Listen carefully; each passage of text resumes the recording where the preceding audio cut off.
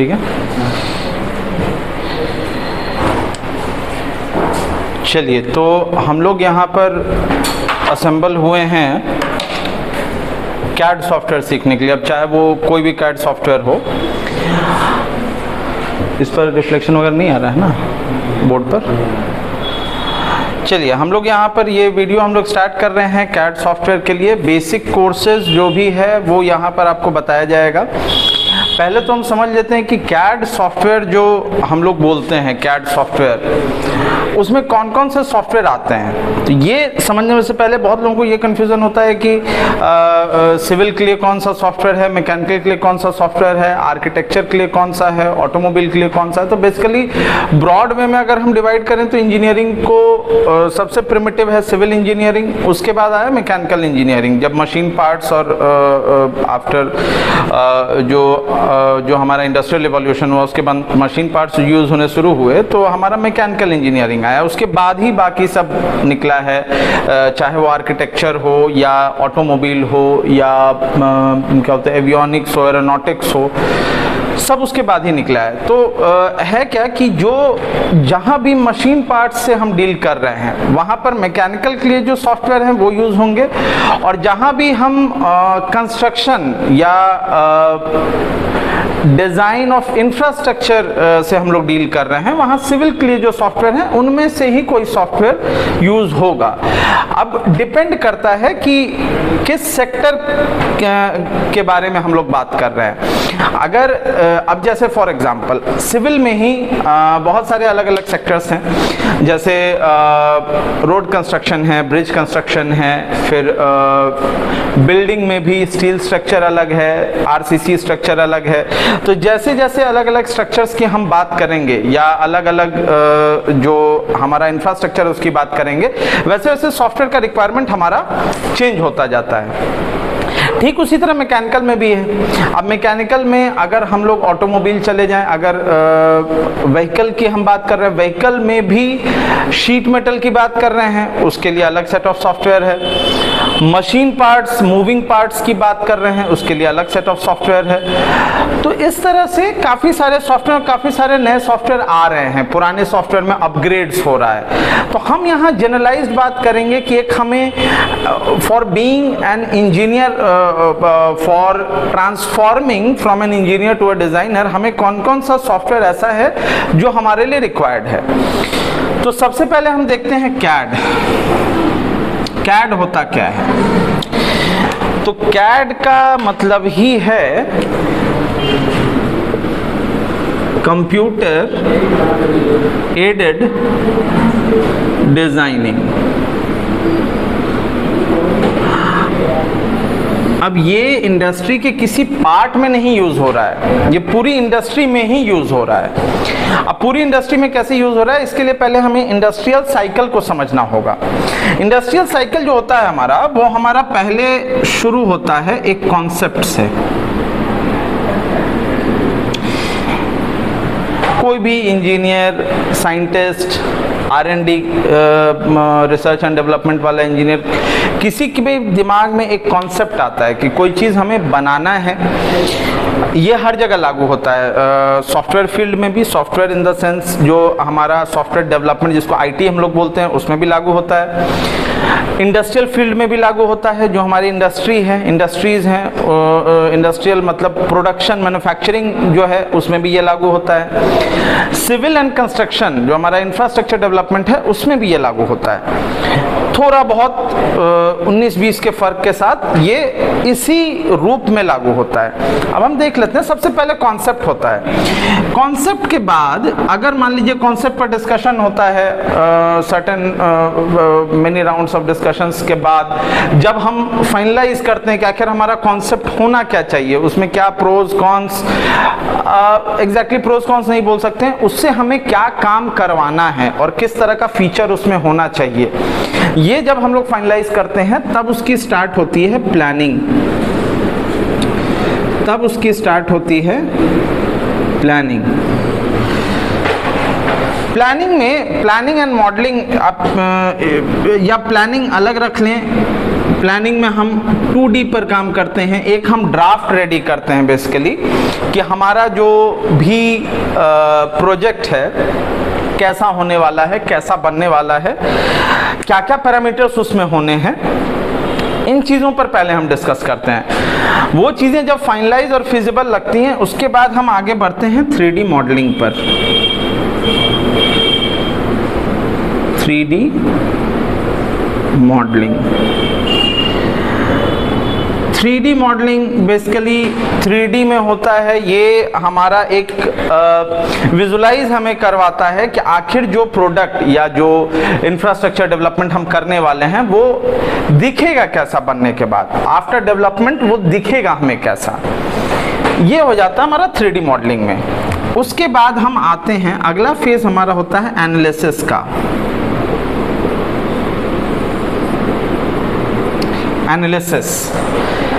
Analysis में हम लोग बेसिकली जो हमारा जो भी सर्टेन पैरामीटर्स हमने डिसाइड किए हैं जिस पर हमारा प्रोडक्ट बन रहा है या इंफ्रास्ट्रक्चर डेवलपमेंट जिस पर होना है, उसी पैरामीटर को यूज करते हुए हम लोग उसको एनालाइज करते हैं कि आखिर ये हमारा सक्सेसफुल रहेगा कि नहीं। ये टोटली बेस्ड होता है मैथमेटिकल इक्वेशंस, फॉर्मूलाज, इन सब पर सिमुलेट किया जाता है चीज़ों को। जो हमारा मॉडल या डिज़ाइन बनने वाला है उन चीज़ को सिमुलेट करके देखा जाता है कि वो सक्सेसफुल होगा या नहीं। तो ये भी हमारा सॉफ्टवेयर पर ही काम होता है। उसके बाद हमारा प्रोटोटाइप बनता है। प्रोटोटाइप तो ये अभी रिसेंट तक हमारे पास सिविल में नहीं था, सिर्फ मैकेनिकल, ऑटोमोबाइल, इन सब सेक्टर्स में हुआ करता था। आज के डेट में हम लोग सिविल में भी इसका यूज कर रहे हैं। 3D प्रिंटर्स हमारे पास आ गया है, उसका यूज करके हम इसको 3D में भी रिकंस्ट्रक्ट करने की कोशिश करते हैं। लेकिन प्रोटोटाइप का जो हमारा मेन पर्पस होता है वो ये होता है कि हमारा जो प्रोटोटाइप है उसको रियल टाइम में टेस्ट करके देखा जाए। वो चीज़ हमारे सिविल वालों के लिए पॉसिबल नहीं है। इस वजह से सिविल में एनालिसिस के लिए बहुत सारे सॉफ्टवेयर हैं, कई सारे। मैं काउंट करवाने लगूंगा तो शायद एक दिन में हो भी ना पाए। सिविल में एनालिसिस के लिए बहुत सारे सॉफ्टवेयर हैं। मैकेनिकल में बहुत फेमस सॉफ्टवेयर है एनसिस, एनालिसिस के लिए। तो इस वजह से कि वहाँ पर हमारे पास प्रोटोटाइप, मैकेनिकल साइड में हमारे पास प्रोटोटाइप का ऑप्शन रहता है जिसमें कि हम लोग टेस्ट रन करके प्रोटोटाइप को देख सकते हैं। Impact analysis, thermal analysis, friction analysis, सब कुछ करके हम लोग देख सकते हैं कि आखिर वो मॉडल सक्सेसफुल है या नहीं। लेकिन ये फैसिलिटी हमारे सिविल में अवेलेबल नहीं होती है, इसलिए सिविल में हम ज़्यादा प्रिकॉशन और ज़्यादा ध्यान देते हैं हमारे एनालिसिस पार्ट पर। तो चलिए देखते हैं अब प्रोटोटाइप के बाद क्या होता है। प्रोटोटाइप के बाद अगर सक्सेसफुल रहा देन वेल एंड गुड, वो चला जाएगा प्रोडक्शन में। यहां से ये प्रोडक्शन में चला जाएगा।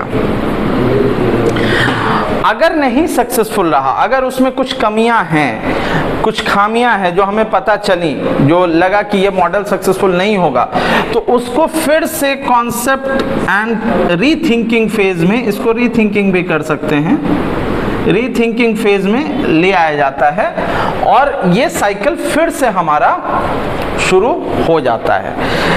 तो after number of runs and dry runs and test runs हमारा फाइनल एक प्रोडक्ट और उसका हमारा डेमोग्राफी सामने आता है कि हमें ये प्रोडक्ट बनाना है और कैसे बनाना है, क्या पैरामीटर्स होने चाहिए, क्या इसमें खूबियां हैं, क्या इसकी लिमिटेशंस हैं। लिमिटेशंस मतलब अगर व्हीकल में देख लें तो स्पीड लिमिट क्या है, इम्पैक्ट लिमिट क्या है। अगर हम सिविल साइड में देख लें तो किसी भी, अब जैसे ब्रिज ही है तो ब्रिज का लोड लिमिट क्या है, वो कितना लोड बियर कर सकता है, विंड स्पीड, कितने विंड स्पीड को वो बियर कर सकता है, कितना सीस्मिक लोड वो बियर कर सकता है जो अर्थक्वेक हमारा है। तो इन सब चीज़ों को फाइनलाइज करने के बाद हम प्रोजेक्ट इनिशिएट करते हैं। तो ये हो गया हमारा इंडस्ट्री साइकिल। अब इस इंडस्ट्री साइकिल के हिसाब से हमारे जो कैड सॉफ्टवेयर हैं वो कहाँ कहाँ और कहाँ तक फिट बैठते हैं ये ज़रा हम देख लेंगे। प्लानिंग हमारा 2D ड्राफ्टिंग हो गया बेसिकली। तो 2D के लिए प्रीडोमिनेंटली यूज हो रहा है अभी मार्केट में ऑटोकैड। और भी बहुत छोटे छोटे सॉफ्टवेयर हैं, लेकिन जहाँ तक मेरा मानना है 95 to 98% ऑफ द मार्केट वो ऑटोकैड ही यूज कर रही है। Because it is the oldest software, 1982 से ये है हमारे साथ और ये सबसे रिलायबल है। इस वजह से पूरा मार्केट ऑटोकैड ही यूज कर रहा है प्रीडोमिनेंटली। ऐसे और भी बहुत सारे सॉफ्टवेयर हैं, ZWCAD है, कैडमेट है, बहुत सारे रेप्लिका सॉफ्टवेयर्स में एकदम ऑटोकैड का बिल्कुल कॉपी बनाया हुआ है, लेकिन ऑटोकैड प्रीडोमिनेंटली चल रहा है मार्केट में। 3D मॉडलिंग की तरफ आ जाएं तो यहाँ अब बट जाएगा हमारे पास सिविल और मैकेनिकल। अब मैं ज़्यादा हम डिटेल में नहीं जा रहे हैं कि कितना और क्या क्या सब कैटेगरीज होगा सिविल के अंडर, फिर हम आर्किटेक्चर हो गया, इंटीरियर डिज़ाइन, उतने डिटेल में नहीं जा रहे हैं, या मैकेनिकल के साथ फिर हमारा ऑटोमोबाइल, एरोनॉटिक्स, एवियोनिक्स, इन सब चीज़ों में हम नहीं जा रहे हैं। हम एक ब्रॉड वे में देख रहे हैं इसको। तो सिविल के लिए प्रीडोमिनेंटली जो 3D के लिए यूज़ होता है वो है 3ds Max, SketchUp, Revit architecture and so on, और भी बहुत सारे सॉफ्टवेयर हैं यूज होते हैं इसमें। फिर मैकेनिकल के लिए हम लोग देख लें तो प्रीडोमिनेंटली कैटिया, फिर सॉलिड वर्क्स, ये दोनों डसॉ सिस्टम का है, जिसका फ्रेंच हमारा फाइटर जेट है राफाल, वो इसी कंपनी का बनाया हुआ है डसॉ सिस्टम का। फिर क्रियो है एंड सो ऑन, इसमें भी नंबर ऑफ सॉफ्टवेयर्स हैं। फिर आ जाते हैं हम एनालिसिस में। एनालिसिस में भी दो पार्ट हम कर लेते हैं, सिविल एंड मैकेनिकल। तो सिविल के लिए जैसा कि मैंने बताया बहुत सारे हैं, क्योंकि यहाँ पर हमारे पास प्रोटोटाइप का ऑप्शन नहीं रहता है। स्टैट प्रो हो गया, ई-टैब्स हो गया, safe, SAP 2000, Tekla and so on. Mechanical में आ जाएं तो ब्रॉडली हमारे पास एनसिस है और भी छोटे सॉफ्टवेयर हैं, लेकिन प्रीडोमिनेंटली एनसिस यूज हो रहा है, एनसिस वर्कबेंच एंड एनसिस फ्लुएंट। तो ये हमारा लिस्ट ऑफ सॉफ्टवेयर है जो कि आप देख रहे हैं। अगर इंडस्ट्रियल साइकिल हम देखें तो 80% ऑफ द इंडस्ट्रियल साइकिल जो है वो कैड से ही संचालित होता है, कैड ही उसको लीड कर रहा है, कैड सॉफ्टवेयर ही उसको लीड कर रहे हैं 80% ऑफ द इंडस्ट्रियल साइकिल। ठीक है, अब जब ये बात हम समझ गए हैं कि कैड कितना इंपॉर्टेंट है, तो थोड़ा सा एक ब्रीफ डिस्कशन हम लोग इस पर भी कर लेते हैं कि आखिर जो मैंने बताया 2D और 3D होता क्या है ये एक्चुअली। ठीक है, ये हमारा इंडस्ट्रियल साइकिल है। अब इससे थोड़ा सा हम आगे बढ़ते हैं, कैड की तरफ हम बढ़ते हैं।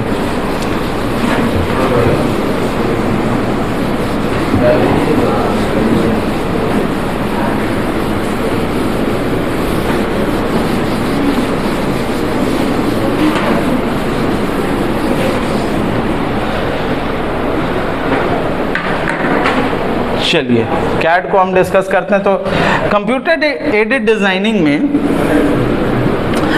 सबसे पहला तो ऑटोकैड है। ऑटोकैड एकदम नेसेसरी एविल, इसको मान लीजिए करना ही करना है, क्योंकि आप चाहे कुछ भी कहीं भी तीर मार लें, आना आपको वापस ऑटोकैड पर ही है।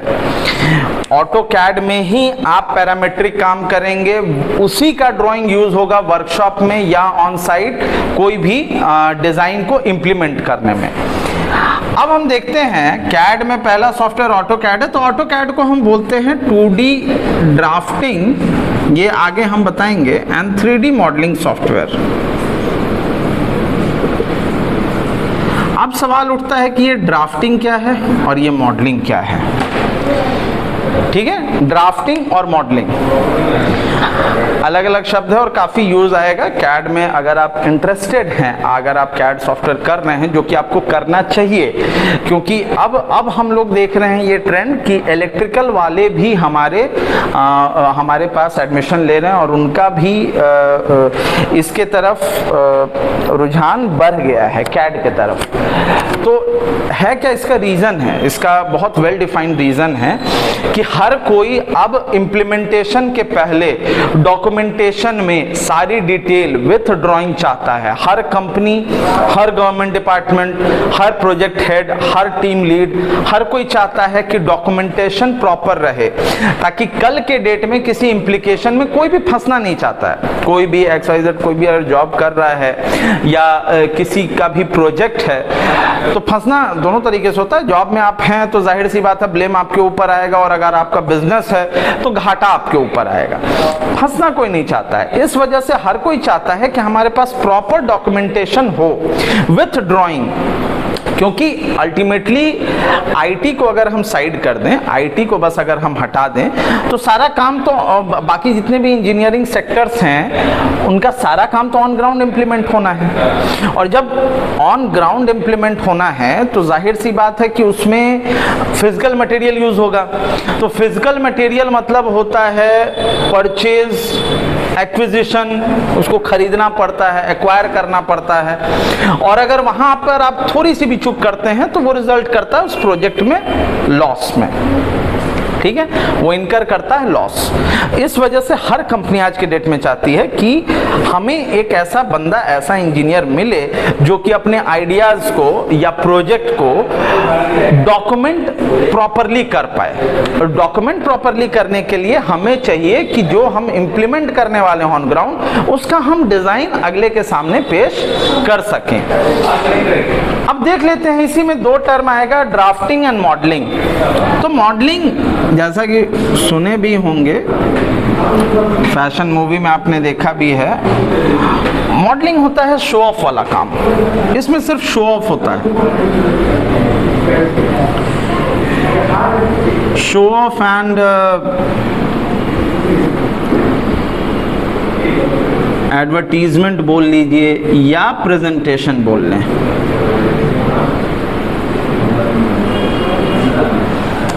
ठीक है, मॉडलिंग उसमें यूज होता है। तो ऑफ कोर्स जब इसमें ये काम करना है तो ये होना 3D में ही है ना। और जब ये 3D में होगा तो इसको सीधी समझने वाली बात है कि इसमें कुछ भी 3D में हम पैरामेट्रिक काम नहीं कर सकते। 3D में कभी भी पैरामेट्रिक काम हम नहीं कर पाएंगे, क्योंकि 3D, अब वो हम लोग आगे और चलेंगे, जब हम लोग 3D स्टार्ट करेंगे तो उस चीज़ की भी जानकारी आपको दी जाएगी कि 3D जो रियलिस्टिक हम जिस को बोलते हैं, वो कभी हमारा पैरामेट्रिक काम में नहीं यूज हो सकता। उसका रीजन ये है कि वो पर्सपेक्टिव व्यू होता है। पर्सपेक्टिव व्यू मतलब ह्यूमन आई व्यू, जैसा अगर उसको सिंपल लैंग्वेज में समझे तो ह्यूमन आई व्यू, जैसा हम इंसान किसी चीज को देखते हैं बिल्कुल वैसे व्यू में होता है। तो उसमें क्या होता है, हम पास की चीजों को थोड़ा बड़ा देखते हैं, दूर की चीजों को छोटा देखते हैं। छोटा सा एग्जांपल बता रहा हूँ। तो जब पास की चीजों को हम बड़ा देखते हैं और दूर की चीजों को हम छोटा देखते हैं, तो दोनों का डायमेंशनिंग कभी हम एक जैसा नहीं कर पाएंगे जब हम ड्राइंग की बात करें और जब हम एग्जीक्यूशन की बात करें। यही कारण है कि 3D सिर्फ शो ऑफ एंड प्रेजेंटेशन और एडवर्टीजमेंट के काम में आता है। काम सारा होता है 2D में। Drafting this word itself means detailing about any project or any product or any building or anything on paper, that is called drafting।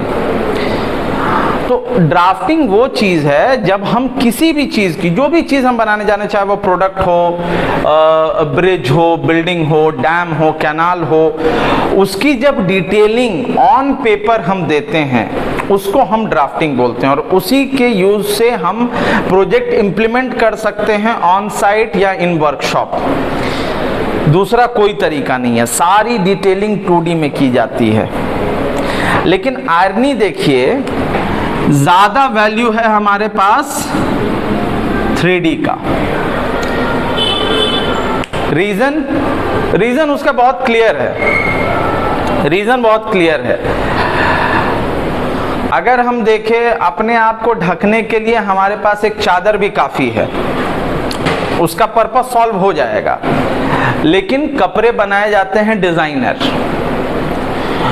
आप बेडशीट खरीदने जाएंगे, बेडशीट सस्ता पड़ता है 500 300, उसमें 2 आदमी ढक जाए। लेकिन अगर वही हम एक तरीके का कपड़ा खरीदने जाएं, तो अगर लेवाइस के शोरूम में घुस जाएं तो 5000 का जीन्स, 2500 3000 की टी शर्ट। ये किस लिए? क्योंकि वो बना है शो ऑफ के लिए। तो कहने का मतलब कि पर्पस जो है वो सॉल्व कर रहा है, वो मिनिमम साइड में भी सॉल्व करेगा ही करेगा। लेकिन उससे ज्यादा वो क्या कर रहा है, वो शो ऑफ, एक स्टेटस सिंबल दे रहा है। वही चीज यहाँ 3D के साथ एसोसिएटेड है। मार्केट में 3D का यूज किया जा रहा है क्लाइंट को एहसास करवाने के लिए कि जो आपके लिए बनाया जा रहा है it has a very different, it will contain a very different social status for you। वो बहुत एक अलग सोशल स्टेटस आपके लिए क्रिएट करेगा। इससे क्लाइंट मोहित होते हैं, इंटिमिडेटेड होते हैं और वो पेमेंट निकालते हैं। तो बेसिकली सारा ये खेल है, प्रोडक्ट बन रहा है फॉर कंज्यूमर। तो कंज्यूमर के जेब से पैसा कैसे निकलना है वो प्रायोरिटी होती है, क्योंकि जब तक वो नहीं आएगा कोई प्रोजेक्ट आप इनिशिएट नहीं कर सकते हैं। हर प्रोजेक्ट के लिए फंड की जरूरत है और वहां हेल्प करता है आपका ये 3D। इसीलिए मार्केट में वैल्यू इसकी ज्यादा है और इस पे जॉब ज्यादा है, इसकी डिमांड ज्यादा है। ठीक है। हैविंग बीन सेड दैट, ये कैड का हमारा इंट्रोडक्शन हो गया।